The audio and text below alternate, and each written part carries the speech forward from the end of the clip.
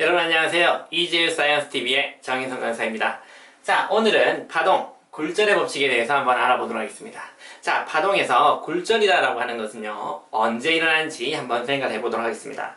자, 파동은요, 쭉 나가다가 지 맘대로 꺾고 싶다고 해서 그냥 팍 꺾고 이럴 수는 없겠죠. 자, 어떠한 조건이 맞아야지만 파동이 굴절을 일으킬 수가 있습니다. 자, 파동이 굴절을 일으키려면 일단은 어떻게 돼야 되냐? 매질이 서로 달라져야 됩니다. 자, A라고 하는 매질에서 B라는 매질로 들어갈 때 그때 속도의 차이가 생기면서 얘는 꺾이게 됩니다. 자, 그러면 이때 어느 방향으로 꺾이게 될까?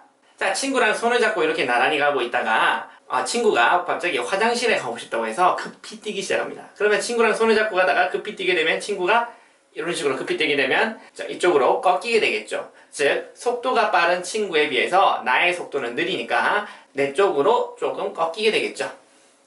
자, 이런 식으로 속도의 차이가 나게 되면 어느 한쪽으로 꺾이게 되는 현상이 일어납니다. 그래서 이 매질 1과 매질 2라고 하는 서로 다른 매질의 사이에서 파의 속도 차이가 나기 때문에 매질의 경계면에서 파동은 꺾일 수가 있게 됩니다.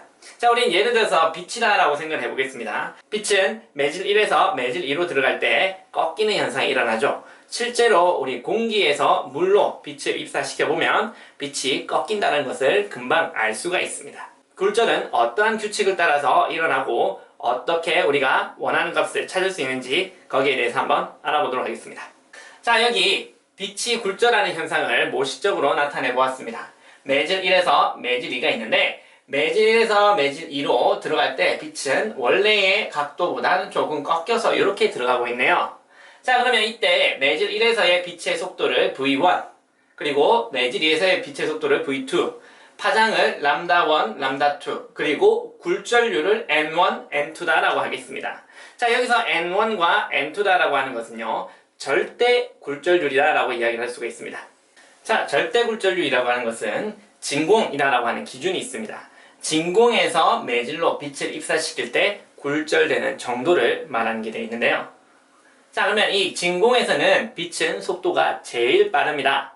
그럼 빛의 속도가 빠른 상태에서 매질로 들어가면 빛의 속도가 느려지게 되겠죠. 그러면 속도 차이가 나면서 얘는 꺾이게 되겠죠.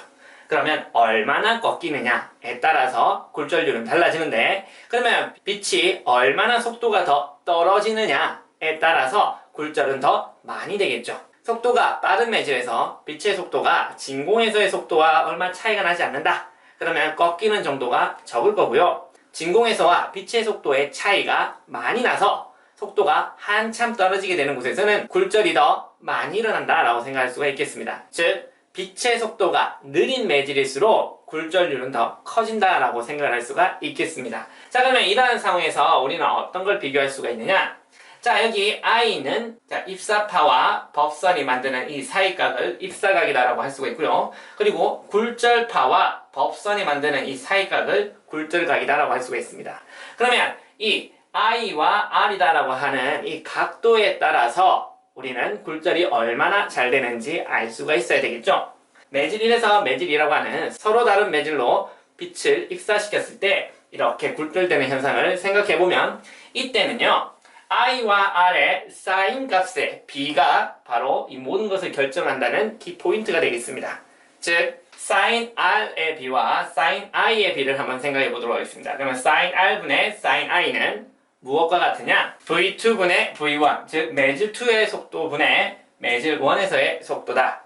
자, 그러면 이것을 V는 F람다로 바꿔보시면, 자, F람다2 분의 F람다1입니다. 즉, 매질이 달라져도 진동수는 변함이 없기 때문에 진동수는 서로 같은 상태가 됩니다. 그럼 이때의 진동수와 같으니까 서로 약분을 해보시면, 자, 이때 람다2 분의 람다1으로 바꿀 수가 있습니다. 자, 그러면 굴절률의 비와는 어떤 관계를 이루고 있을까요? 자, 아까 전에 속도가 빠르면 빠를수록 빛의 속도에 더 가깝기 때문에 빛의 속도와 차이가 나지 않아서 굴절은 더 적게 된다라고 했었죠. 굴절이 적게 되니까 굴절률, 즉 꺾이는 정도도 적다라고 보시면 되겠습니다. 그러면 V가 빠르면 빠를수록 굴절률은 작다, 즉 반비례 관계가 된다라고 볼 수가 있겠네요. 자, 그래서 굴절률은요, n1분의 n2다라고 하는 값으로 나타낼 수가 있겠습니다. 자, 그러면 이때에 이 값들을 우리는 무엇이라고 하느냐? 자, 이러한 식들의 관계를 우리는 굴절의 법칙 혹은 스넬의 법칙이라고 하고 있습니다. 자, 그러면 이 스넬이라고 하는 사람이 이러한 관계를 찾아냈다라고 해서 이런 이름을 붙였고요. 굴절할 때는 이러한 관계식을 항상 만족시킨다라고 볼 수가 있겠습니다. 그런데 이렇게 길게 쓸 게 아니라 단 하나의 값으로 정리해 보도록 하겠습니다. 자, 이 굴절의 법칙은 하나로 표현하면 n12다라고 볼 수가 있습니다. n12다라고 하는 것은 매질 1에서 매질 2로 입사를 시켰을 때 그때의 상대적인 굴절률이다라고 생각할 수가 있겠습니다. 자, 상대 굴절률은 매질 1에 대한 매질 2의 굴절률, 즉 매질 1에서 빛을 쐈을 때 매질 2로 들어갈 때 그때 매질 1과 매질 2에서의 속도 차가 나기 때문에 빛은 꺾이게 될 겁니다. 그 차이가 매질 1에 비해서 매질 2는 얼마나 차이가 나고 있느냐, 그걸 한번 생각해 보겠다라는 거죠. 즉 항상 진공을 만들어서 굴절률을 잴 수가 없으니까 매질 1에서 매질 2로, 즉 우리가 흔히 볼 수 있는 매질로서 비교를 해보자 이 말입니다. 물에서 공기로 나갈 때는 굴절률이 얼마일까? 공기에서 유리로 들어갈 때는 굴절률이 얼마나 되느냐? 우리는 그 차이를 비교해 보겠다라고 해서 상대적인 값으로 보겠다라고 하는 그 의미다라고 생각해 볼 수 있겠습니다. 자, 그래서 우리는 굴절의 법칙, 스넬의 법칙을 이렇게 기억을 꼭 해주셔야 되겠습니다. 자, 그러면 이 스넬의 법칙을 이용해서 한 번에 알 수 있는 값들이 있습니다. 어떻게 생각할 수가 있느냐? 자, 여기 i와 r을 비교해보면 누가 더 크죠? 네, i가 더 큽니다. 그러면 사인이라고 하는 값은, 자, 90도보다 작은 값에서는 사인은 증가함수를 의미하고 있기 때문에 세타의 값이 커질수록 사인의 값도 커진다는 것을 알 수가 있습니다. 각도가 크면 클수록 사인 값도 커진다는 것을 알 수가 있습니다. r보다 i가 더 크기 때문에 sin r보다는 sin i가 더 크다는 것을 알 수가 있습니다. 즉 분모보다 분자가 더 커진다는 것을 생각할 수가 있겠죠. 자, 그러면 두 번째에서는 v2와 v1을 비교해 봐야 되는데 누가 더 빠른 값을 가질까요? 바로 아까 전에 분자가 더 크다라고 했었으니까 여기서도 분자가 더 커야 되겠죠. 등호니까 분자가 크면 우변도 분자가 커야 됩니다. 자, 그러면 여기서도 당연히 분모보다 분자가 더 커야 되겠고 여기서는 분모보다 분자가 역시 커야 되기 때문에 여기서는 n2가 더 크다라고 볼 수가 있겠습니다.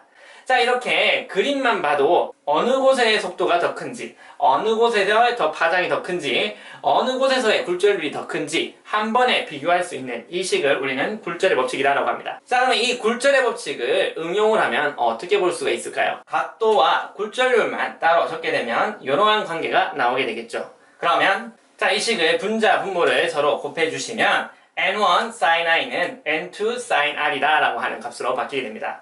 즉 굴절률과 각도의 sin 값을 곱하면 서로 항상 동일하다는 식으로 나타낼 수가 있겠죠. 자, 이럴 경우에는 매질이 여러 개 있을 때 첫 번째 매질, 두 번째 매질, 세 번째 매질 이렇게 관계를 찾으라 라고 했을 때 우리는 항상 굴절률과 각도의 sin 값의 곱은 항상 일정하다는 식으로 우리는 다 비교를 해볼 수가 있겠습니다.